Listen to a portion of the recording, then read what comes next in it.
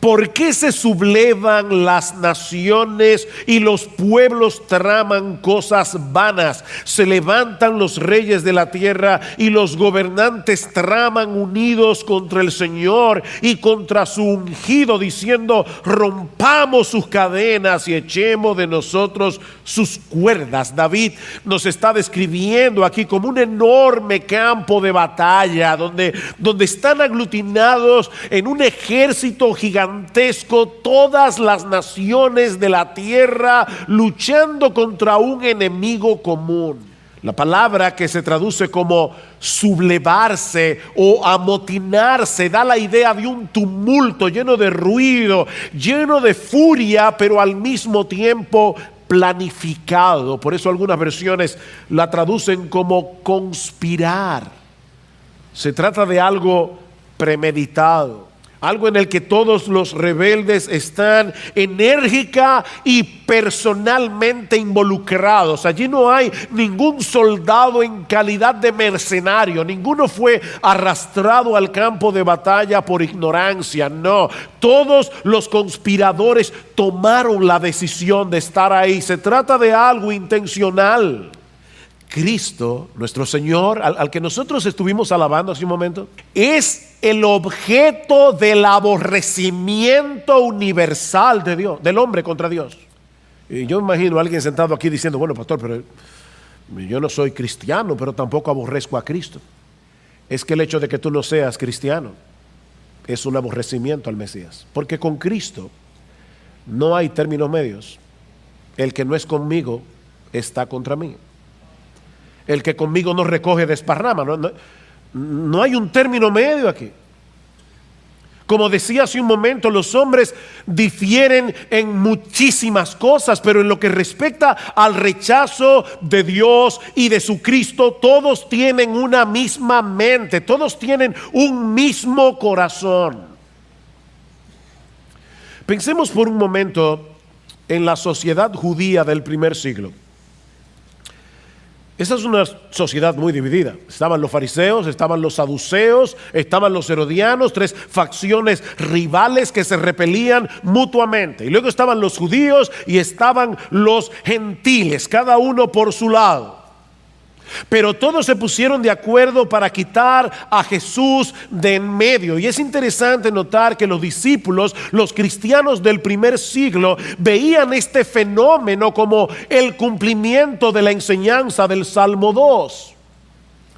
Cuando Pedro y Juan le contaron a la iglesia cómo ellos fueron amenazados para que no continuaran predicando el evangelio, Lucas nos dice en el capítulo 4 del libro de los Hechos que los discípulos alzaron unánimes la voz a Dios y dijeron: soberano Señor, tú eres el Dios que hiciste el cielo y la tierra y el mar y todo lo que en ellos hay, que por boca de David dijiste. Y ahora van a citar el Salmo 2: ¿por qué se amotinan las gentes y los pueblos piensan cosas vanas? Se reunieron los reyes de la tierra y los príncipes se juntaron en uno contra el Señor y contra su Cristo. Y ahora escuchen la interpretación: porque verdaderamente se unieron en esta ciudad contra tu santo Hijo Jesús, a quien ungiste. Estos cristianos del primer siglo no tenían ninguna duda que el ungido del Salmo 2 es ese Jesús que nació en un establo en Belén.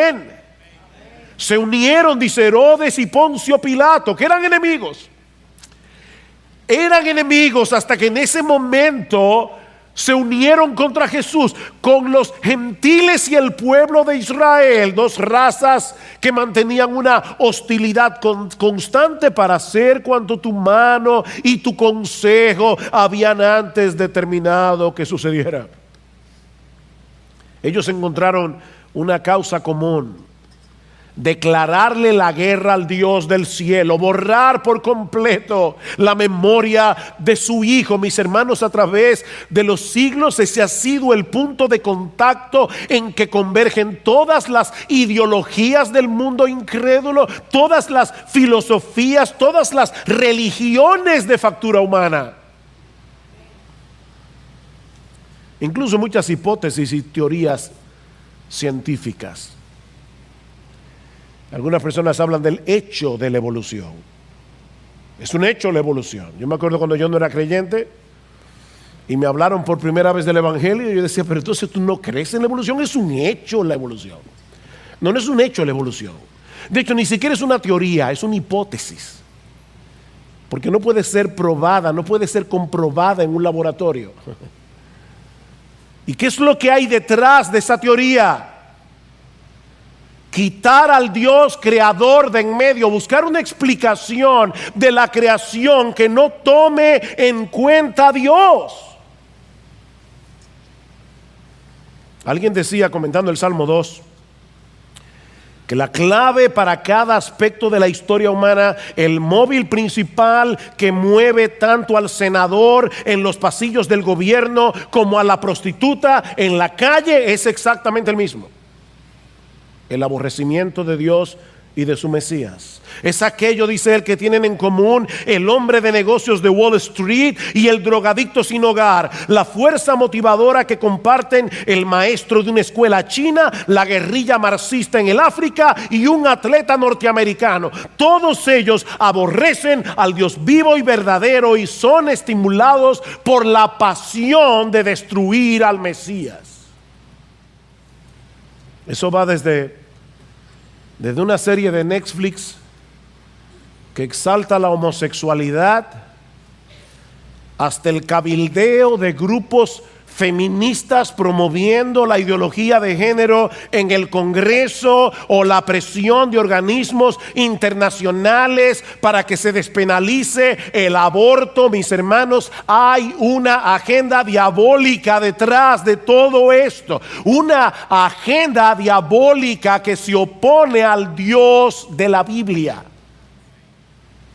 Y digo al Dios de la Biblia porque el problema de muchos de estos grupos no es con la religión en general, no, es con el cristianismo en particular. No es contra la religión. La rebelión no es contra una idea abstracta de Dios. Ellos no tienen problema con la fuerza de Star Wars. No, ellos tienen problemas con el Dios que se revela en las Escrituras. Ellos tienen problemas con el Dios que se revela en la persona de su Hijo, nuestro Señor Jesucristo. Ese es el problema. No es contra la idea que tú tengas de Dios. No, es con el Dios que se revela aquí. Ahora, mis hermanos, ¿cuál es el problema del hombre con Dios? ¿Cuál es el mal que Dios le ha hecho a la humanidad para que el hombre quiera destronarlo? Bueno, la clave está en el versículo 3. Se levantan los reyes de la tierra, los gobernantes traman unidos contra el Señor y contra su ungido, diciendo, ahí está el punto, rompamos sus cadenas y echemos de nosotros sus cuerdas. Ahí está la esencia del problema del hombre. El hombre resiente profundamente el hecho de que Dios sea Dios. Él no soporta la idea de tener que deponer su autonomía y someterse a la autoridad del Dios del cielo. Rompamos sus cadenas y echemos de nosotros sus cuerdas. ¿Ven cómo el hombre percibe la autoridad de Dios? Como cadenas que nos esclavizan. Es como una distorsión de la realidad, porque es el pecado lo que esclaviza al hombre. Pero el hombre se percibe dentro de la cárcel en que se encuentra, dentro de la cárcel de su pecado, dentro de la cárcel de su egoísmo, dentro de la cárcel de su orgullo. El hombre se percibe a sí mismo como un ser libre. No se trata de un problema intelectual, es un problema moral. Un problema moral que distorsiona el entendimiento. Si Dios fuera un abuelito consentidor, nadie querría destronarlo. El problema de la humanidad es contra ese Dios que no ha claudicado a su derecho de ser Dios.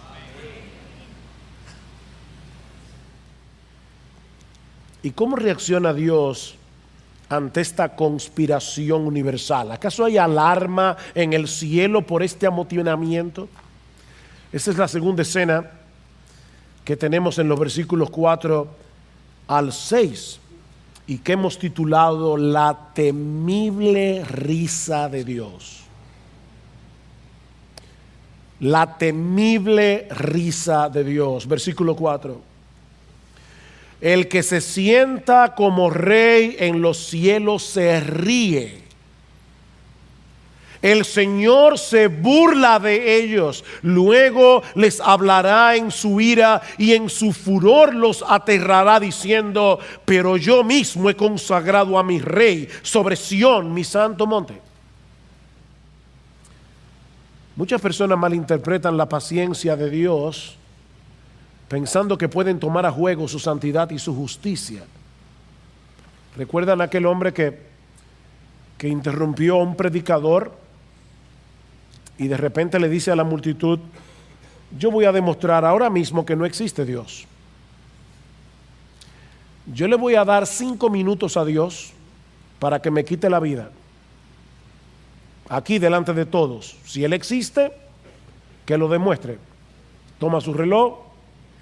5 minutos. Dios, si tú estás ahí, quítame la vida. Terminan los 5 minutos y nada pasa. ¿Ustedes se dan cuenta? No existe Dios. El predicador muy sabiamente le dijo: ¿y tú crees que tú puedes agotar la paciencia de Dios en 5 minutos? Mira, mi amigo, déjame decirte algo. El hecho de que Dios no castiga inmediatamente el pecado del hombre, eso no quiere decir que el hombre puede burlar la justicia de Dios. Sí, nuestro Dios es paciente, dice Pedro, no queriendo que ninguno perezca, sino que todos procedan al arrepentimiento. Pero esa paciencia de Dios, mi amigo, tiene un límite, y ese límite solo lo conoce Dios. Decía C.S. Lewis que al final de cuentas solo hay 2 tipos de personas: los que le dicen a Dios: Señor, hágase tu voluntad, y aquellos que al final de la historia Dios les va a decir: ahora que se haga tu voluntad. ¿Quisiste mantenerme lo más lejos posible?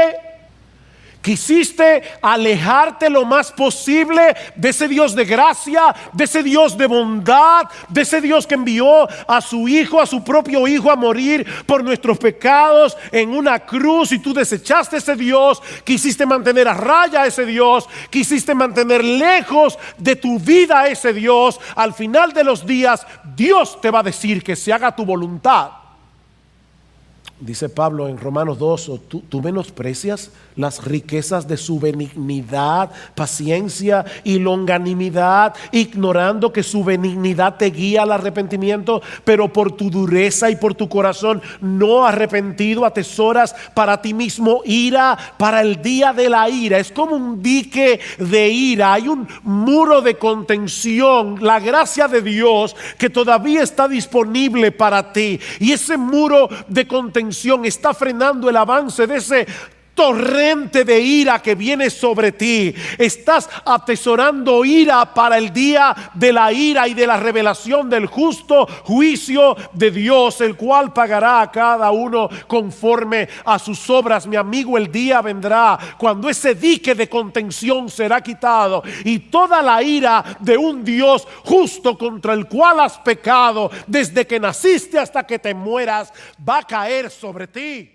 Hola, cristiano estudioso. Si deseas escuchar este mensaje completo, te invito a buscar en YouTube la prédica sobre el Salmo 2 del pastor Sugel Michelén. Bendiciones para todos. No olviden darle like, compartir y suscribirse al canal. Chao, chao. Hasta un próximo video.